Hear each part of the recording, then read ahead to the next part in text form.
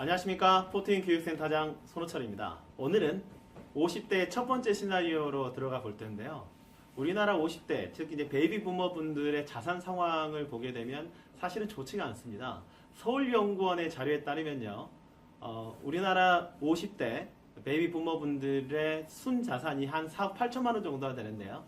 여기에서 주거부동산이 차지하고 있는 비율이 한 3억 8천만 원 정도가 되고 금융자산, 즉 인출이 가능한 금융자산은 7천만 원 수준밖에 되지 않습니다.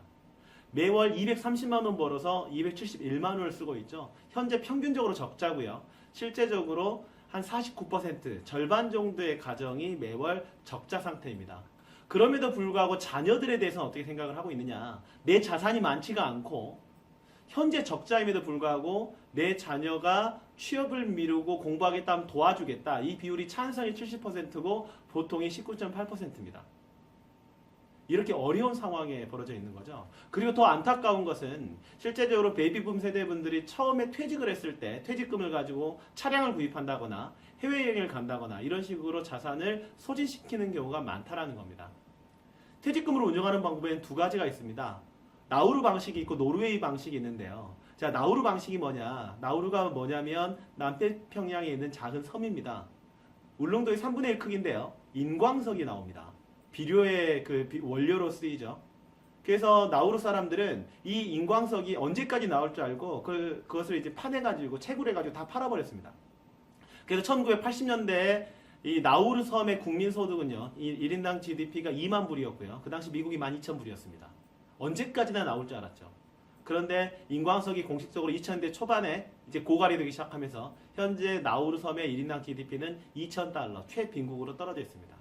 하지만 노르웨이는 어땠습니까? 북해에서 유전이 발굴이 되자마자 펀드를 만들었죠. 기름이 떨어질 때를 대비해서 펀드를 계속적으로 적립하고 운용을 했습니다. 그래서 지금은 세계 최대 펀드로 성장이 되어 있습니다. 자, 퇴직금을 이런 식으로 운용을 해야 됩니다. 자, 그렇다라고 한다면은 50대, 과연 우리가 50대의 경우에는 정기적인 지출, 그 다음에 차량 구입이라든가 간병비라든가 해외여행 자금이라든가 자녀 결혼 자금이라든가 이런 비정기 지출에 대한 관리를 잘해야 되는데 이것을 그대로 소진시키는 것과 아니면 목표 규모를 낮추는 것과 어떻게 시나리오가 바뀌는지를 한번 검증해 보도록 하겠습니다.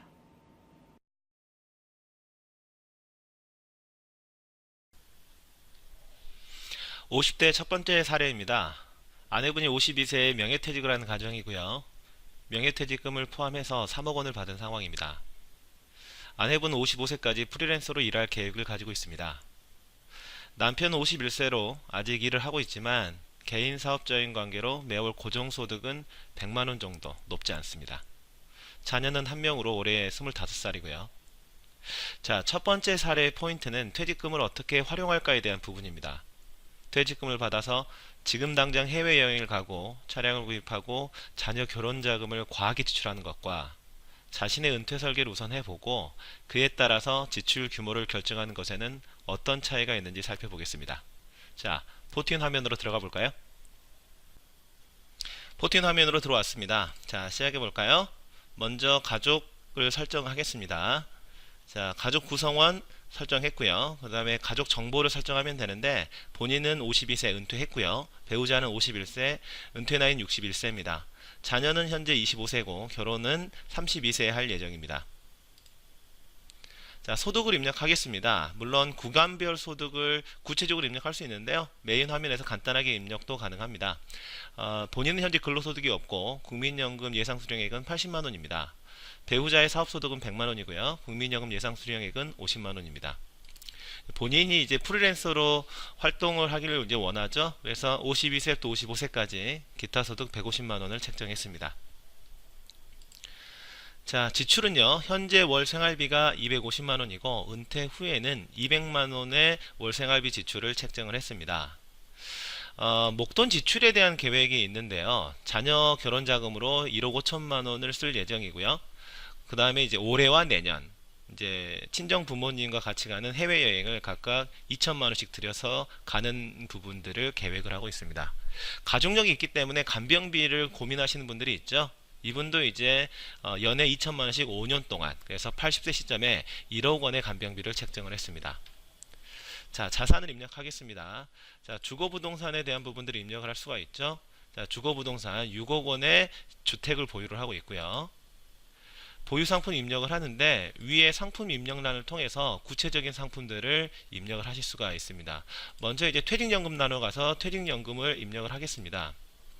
자, 퇴직연금 정기 예금으로 보유하고 있는데요. 3억 원을 가지고 있고요. 그리고 그거 외에 자신이 모은 돈 정기예금 1억 원에 대한 부분들을 가지고 있습니다. 그리고 이제 자산 구입에 대한 부분들, 이제 차량 구입에 대한 부분들을 본인 53세에 5천만 원을 들여서 자동차 구입을 계획을 하고 있습니다. 자, 이렇게 됐더니 최종 순자산이 마이너스 4.1억 원이 나왔습니다. 내용을 한번 볼까요? 보고서를 보니까 자산이 10억 원입니다. 거주부동산 6억, 금융자산 4억. 그래서 최종 순자산은 10억 원이나 되는데 이 지출의 주의사항이 빨간불이 켜져 있죠. 현금으로 살펴보면 이유가 명확한데요.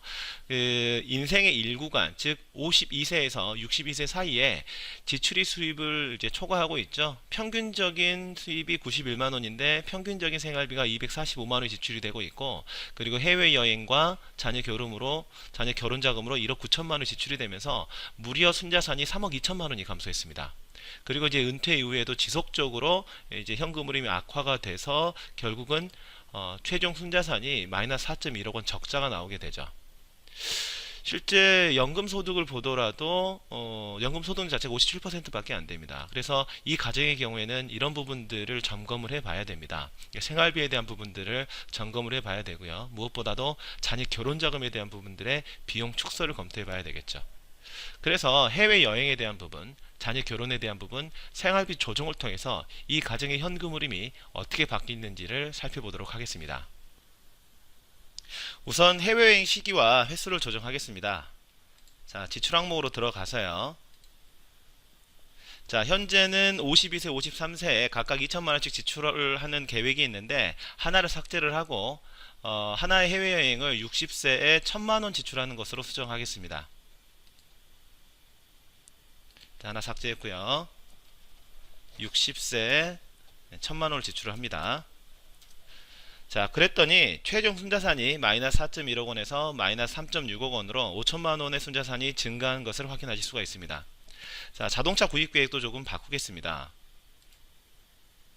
현재는 53세 5천만 원의 이제 고급 차량을 구매할 계획을 가지고 있는데 실제 일본의 경우에는 고령자들의 소형차 구매가 일반적입니다.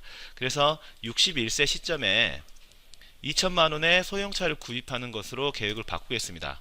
그랬더니 최종 순자산이 마이너스 3.6억 원에서 마이너스 3.1억 원으로 또다시 5천만 원이 증가했습니다. 해외여행과 차량 구입에 대한 목표만 조정을 했더니 1억 원의 자산이 증가를 한 거죠. 자, 자녀의 결혼에 대한 계획도 좀 바꾸겠습니다. 자, 현재는 1억 5천만 원의 자녀 결혼자금 지원을 계획을 하고 있는데 7천만 원을 줄여서 자, 8천만 원의 자녀 결혼자금 비용을 지출하는 것을 가정을 했더니 최종 순자산이 마이너스 3.1억 원에서 마이너스 2.2억 원으로 증가한 것을 확인하실 수가 있습니다. 자, 7천만 원을 줄였지만 투자에 대한 기회비용이 있으니까 조금 더 이제 플러스 돼서 최종 순자산이 늘었죠. 자, 생활비에 대한 부분도 또 조정을 하겠습니다. 현재 이미 아내분이 은퇴를 했으니까 현재 월 생활비 자체를 아예 아내분의 은퇴 시점으로 바꾸겠습니다. 자, 그랬더니 또 최종 순자산이 마이너스 2.2억 원에서 마이너스 1.3억 원으로 증가했고요. 자, 은퇴 후 생활비도 10%만 줄여볼까요? 자, 10%를 줄이니까 이제 거의 이제 최종 순자산이 적자가 발생하지 않는 이런 상황으로 바뀌었습니다. 자, 마지막으로 간병비에 대한 부분들을 최종적으로 좀 조정을 하겠습니다. 80세 1억 원이 지출되는 계획을 가지고 있는데요. 차후에 뭐 요양원 같은 것을 활용할 수 있으니까 1억 원이 아니고 7,500만 원 지출하는 이런 형태로 조정을 했더니 최종 순자산이 플러스 0.2억 원으로 이제 플러스 상태로 이제 바뀐 부분들을 확인할 수가 있습니다. 자, 마이너스 4.1억 원에서 플러스 0.2억 원으로 늘어나게 된 거죠. 자, 왜 그러한 일이 벌어졌는지 보고서를 한번 보겠습니다. 일단 차이가 매월 70만 원의 여유 자금이 발생하는 이런 부분들이 있고요. 현금 흐름을 보면 조금 더 극적입니다. 1구간 즉 52세부터 62세까지 향후 10년 동안에 순자산이 1억 2천만 원이 이제 감소하는 것으로 나타났었죠. 근데 조금 전엔 어떻습니까? 자녀 결혼 자금을 1억 5천만 원 책정을 하고 해외여행 가고 차량을 좀 이제 좀 고급 차량을 샀더니 제1구간의 순자산 감소가 마이너스 3.2억 원이었는데 이러한 어떤 재무 목표에 대한 부분들 지출을 좀 조정을 하니까 2억 원이 늘어서 순자산이 1억 2천만 원 감소하는 것으로 나타났습니다. 자, 이 1구간에서 지출에 대한 조정을 잘 하니까 현금 흐름이 완만하게 가서 결국은 최종 순자산이 플러스 0.2억 원으로 바뀔 수가 있는 거죠. 자, 우리가 은퇴 설계에 있어서 이 퇴직금 목돈 관리가 왜 중요한지 이 포트인 프로그램을 통해서 확인하실 수가 있었습니다. 자, 인생 설계를 통해서 본인의 은퇴에 대한 인출 전략을 세우는 것, 이것이 안전한 노후로 가는 지름길이다. 반드시 이런 부분들을 명심하셨으면 좋겠습니다. 자, 시나리오의 결과를 보니까 어떤 느낌이 드십니까? 퇴직금 어떻게 다루셔야 될까요? 맞습니다. 마치 노르웨이처럼 우리 가정의 국부펀드다라고 생각하시고 잘 관리를 하셔야 됩니다. 자, 이걸 고려치 않고 그냥 퇴직금 받는 이런 상황에서 고급 차량을 구입을 하고 그리고 해외여행 다녀오고 그다음에 간병비를 좀 이제 많이 책정을 하고 자녀 결혼자금 책정했더니 결국 최종적인 순자산이 마이너스 4억 원이 넘었습니다. 하지만 어떤 정기적인 지출, 생활비도 좀 이제 관리를 하고요. 그리고 차량 구입에 대한 부분들도 시기도 늦추고 규모도 좀 낮추고 해외여행도 좀 규모를 낮추고요. 그 다음에 비정기적인 지출, 간병비와 자녀 결혼자금에 대한 눈높이도 조금 낮췄더니 실제적인 최종 순자산이 플러스 0.2억 원으로 바뀐 것을 보실 수가 있습니다. 이러한 정기적인 지출과 비정기 지출에 대한 부분들은 반드시 현금 흐름을 분석한 다음에 결정하셔야 된다라고 다시 한번 강조드리고 싶습니다.